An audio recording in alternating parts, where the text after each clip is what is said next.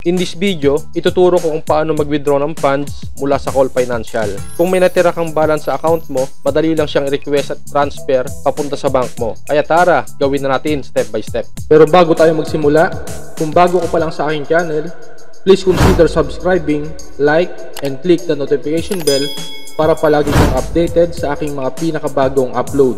So without further ado, let's start! Unang-una, mag-login tayo sa Call Financial account natin gamit ang username at password. Makikita natin dito yung available balance. So dito makikita nyo na meron akong remaining funds na 4,077 pesos. For this vlog, i-withdraw natin itong 4,077 pesos for educational purposes only. Para makapag-withdraw, ngayon punta lang tayo sa menu at i-click yung withdrawal request. Once na na-click na natin ang withdrawal request, may lalabas na confirmation box. I-click lang natin and then click OK.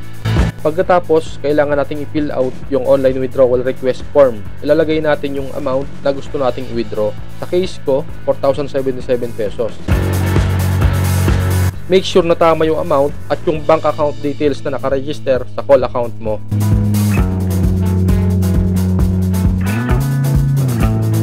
Kapag kumpleto na ang details, i-click lang ang submit. Dito sa nagpop-up na confirmation, i-click lang natin ang OK. So for the last step, ilagay lang natin ang password and then click confirm.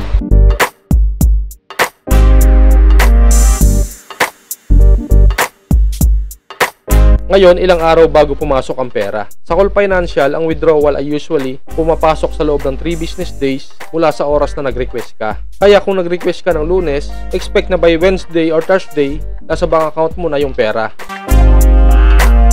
At ayun guys, successful na ang withdrawal request natin.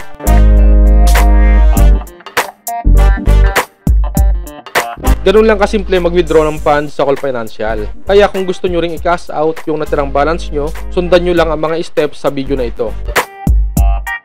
Kung nagustuhan mo ang tutorial na ito, don't forget to like, share, and subscribe para sa iba pang mga practical na tutorials. Kita-kits sa susunod na video.